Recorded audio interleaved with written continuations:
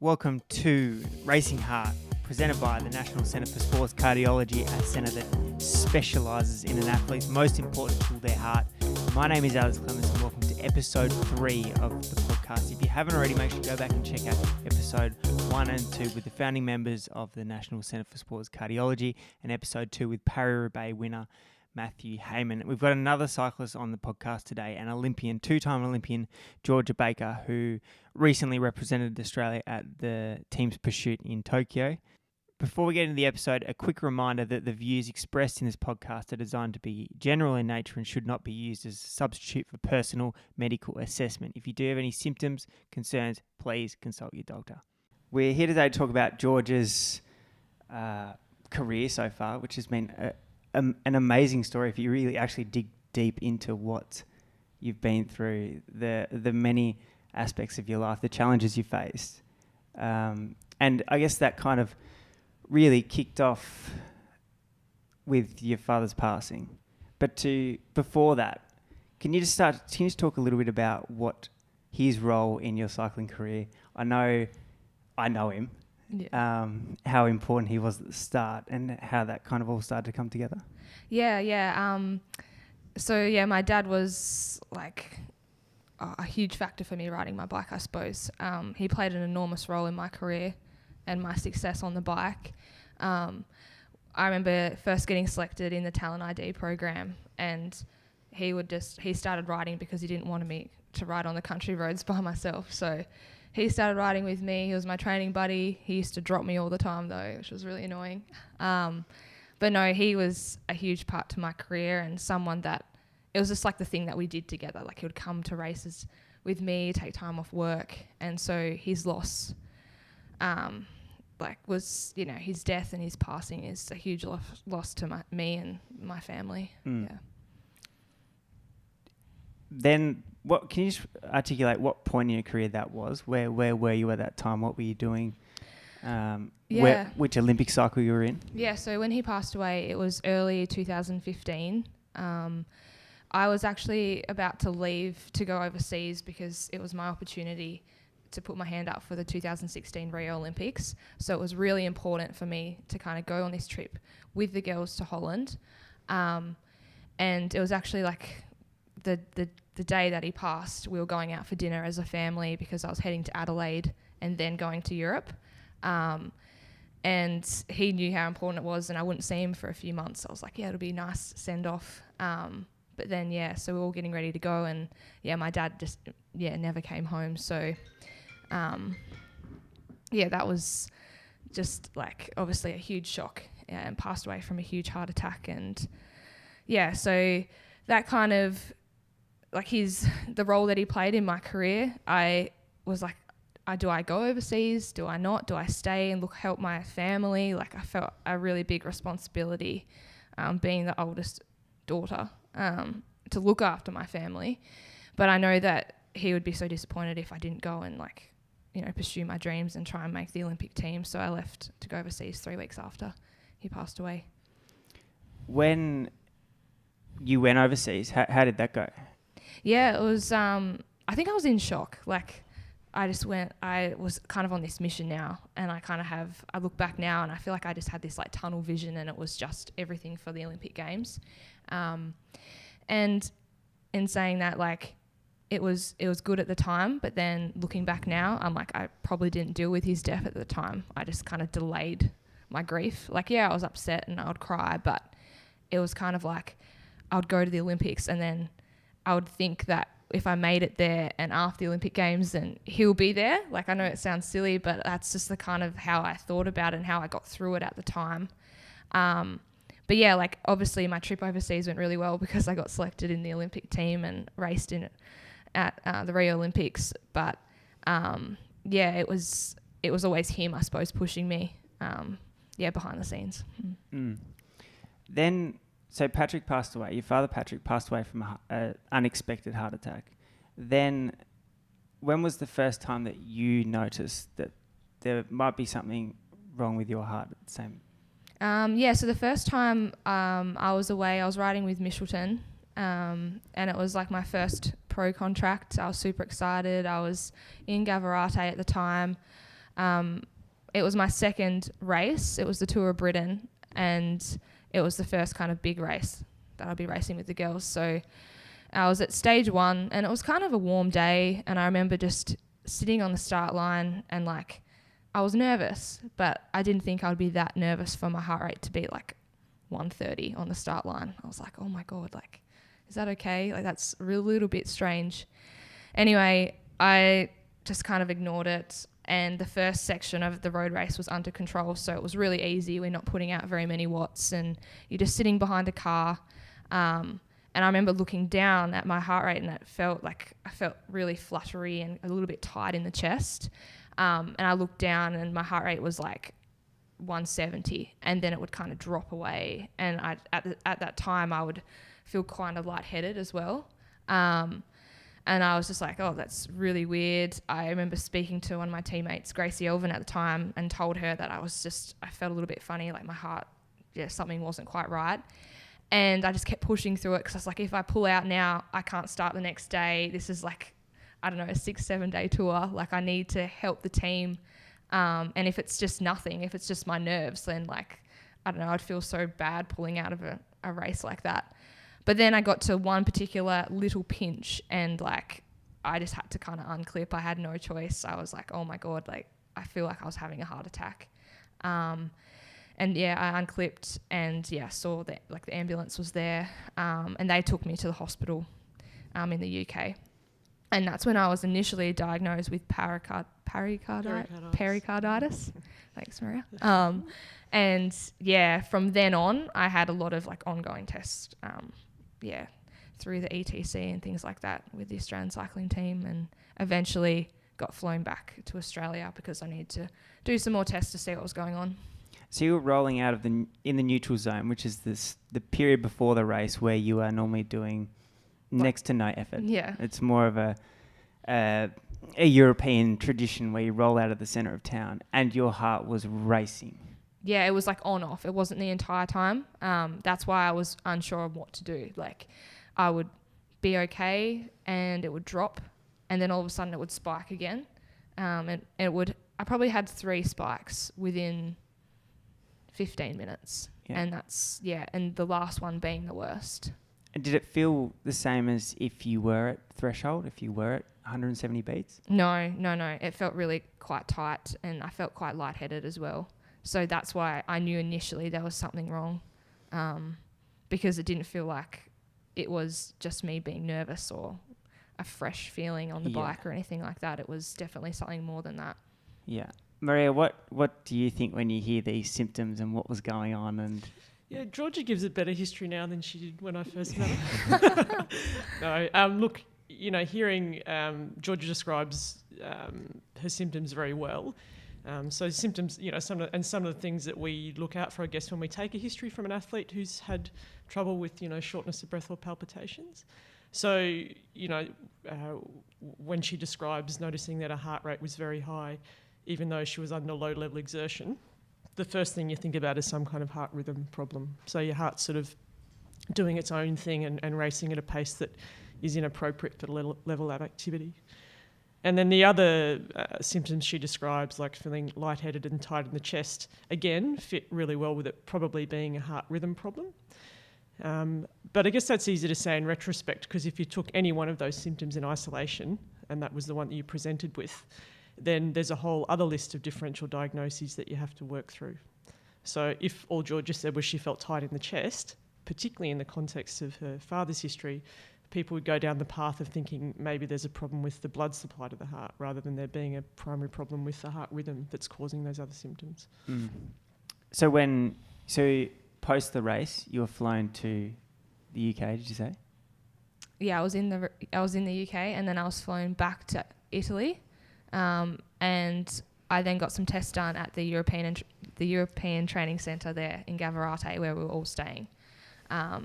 And there's a residential doctor that stays there, and I told him about my symptoms, and he obviously knew about my dad and the history there. And so there was obviously a few red flags.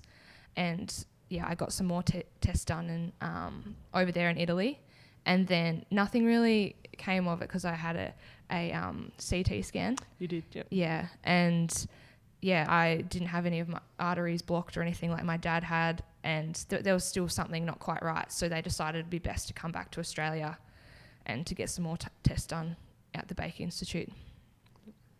At the ETC, Maria, what were they testing for? What were they hoping to find? I think again, everyone was a little bit anxious and a little bit focused on George's father's history, and he had premature coronary artery disease, so a blockage in one of his arteries.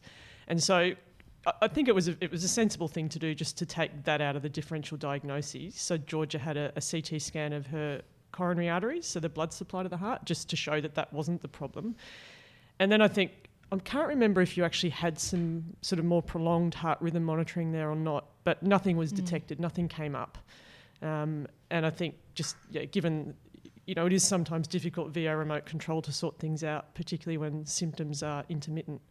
And so, the decision was made to sort of come home and take some time and sort it out. Mm-hmm. So you fly home, and then what happens? Yeah, so I fly home. I saw Maria at the at the Baker Institute, and I suppose we were just trying to discover what was going on here, because as Maria said, it was happening really spontaneously. I didn't know when I was going to get these raises of my heart rate, like when it was going to elevate. So it was hard to kind of record, or it didn't happen necessarily when I was riding my bike. Sometimes I had it in the shower and I was like, oh my gosh, I need to sit down. Like, it would happen really, really randomly.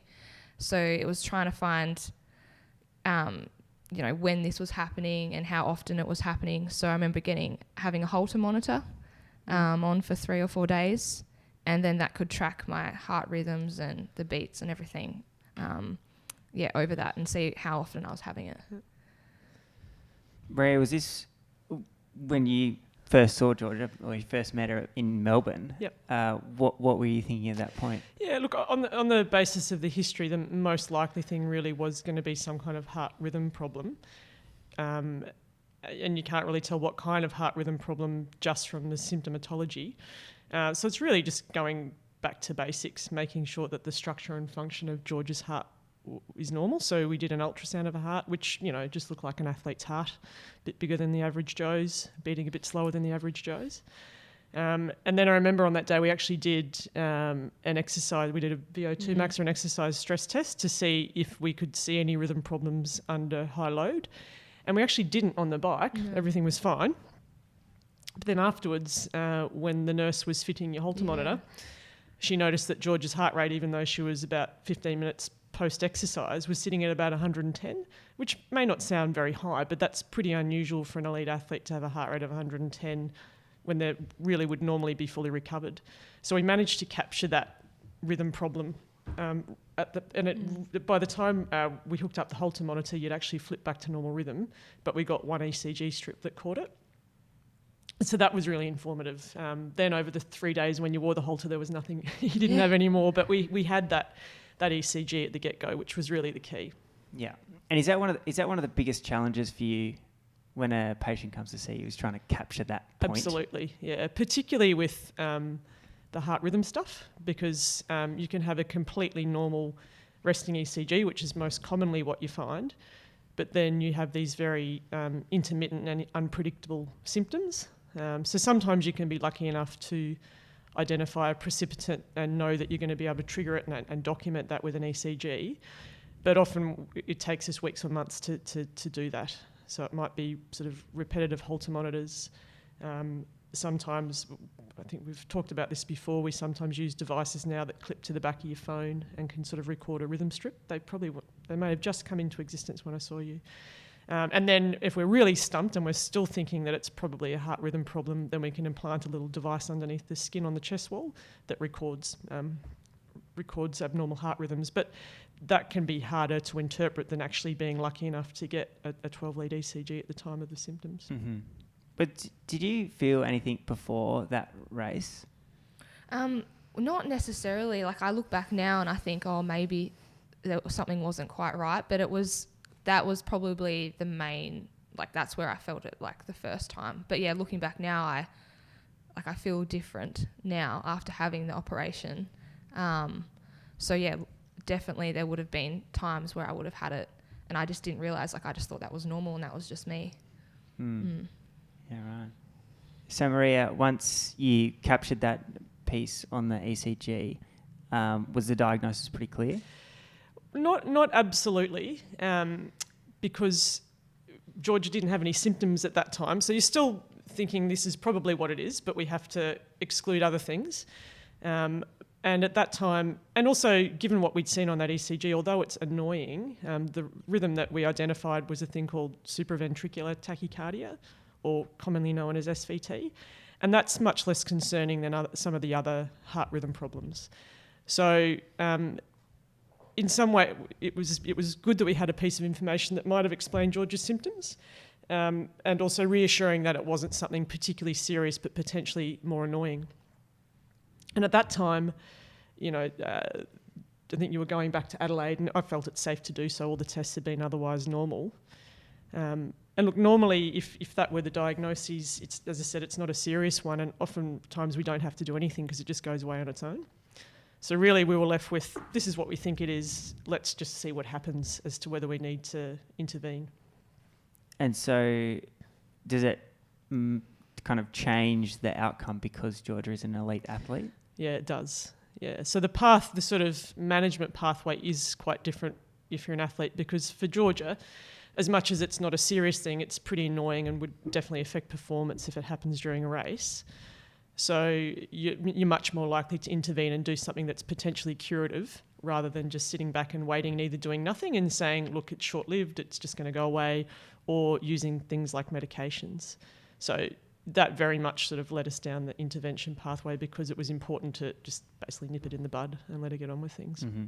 And the surgery, is that the outcome of this? Yeah, so an ablation procedure. And what do they do there?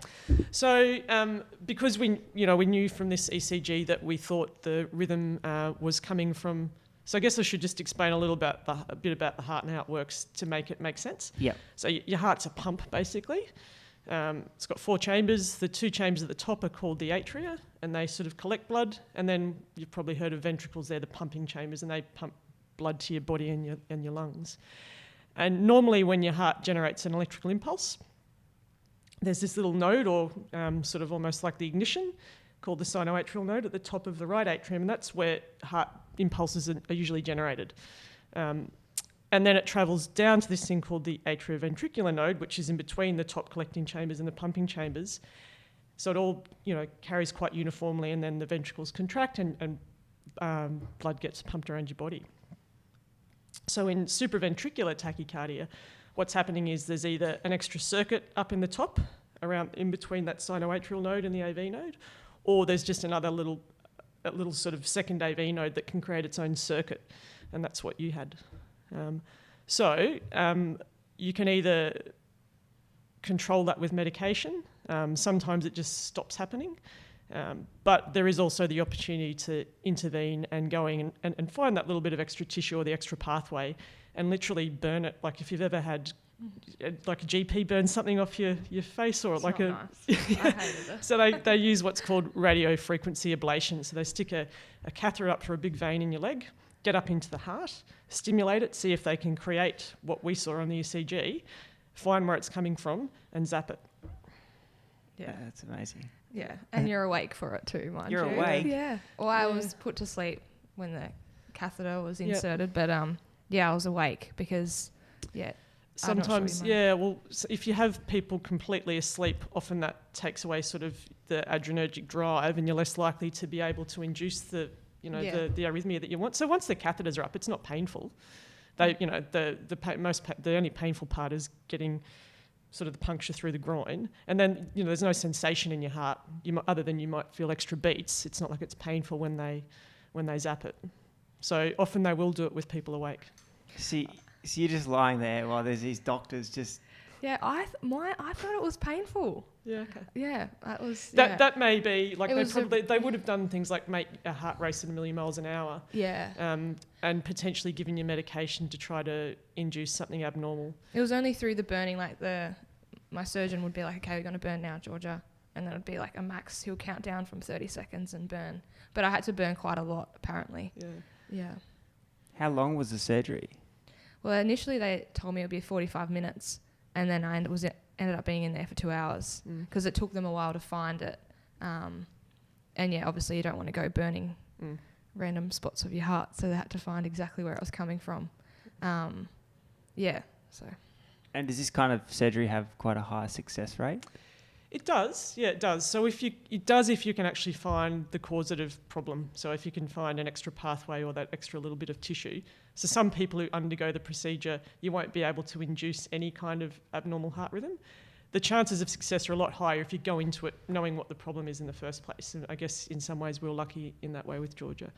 Because sometimes people undergo the procedure only having had symptoms, but not actually having had the rhythm problem documented. So we try everything we can to document what we think it is before we go ahead. Yeah. And then as Georgia said, then the risk, although there's a high success rate, there's a small complication rate. And the one we're most scared about, particularly in young people, is if you burn a little bit of that tissue too close to either of those nodes that generate electrical impulses, then you may end up needing a pacemaker because you could burn away the heart's own ability to generate impulses in the normal way. So that's why they take a lot of time and care to make sure they're in the right spot. Mm-hmm. After the surgery, was there much of a recovery, or were you just... Oh, yeah, the recovery and the turnaround was really quick. I think it was about a week before I was allowed to go back on and backbeat onto my bike. I had to lay down for 48 hours. And then, yeah, I was able to walk around, do most things and start riding within, 7 days. And did you feel good? Yeah, initially I was really nervous that I was probably paying too much attention to it. You know, I was like, oh my God, it's back, because there was a chance that it didn't work. They thought they were like 97% sure. But in my head, I'm like, oh, there's still 3% that it could be there. But no, initially, like I felt, I was just overthinking it a little bit. But then a month down the track, that's when I started to really think like, oh, I haven't got this. Like I stopped thinking about it and I just carried on and rode my bike and it felt a lot better. That's when. Yeah. And in terms of, so you've done the surgery, from a medical perspective, were you worried about it coming back? Were you monitoring it? Were you keeping track look, I think really, given that the symptoms Georgia had, you're really guided by whether the symptoms return.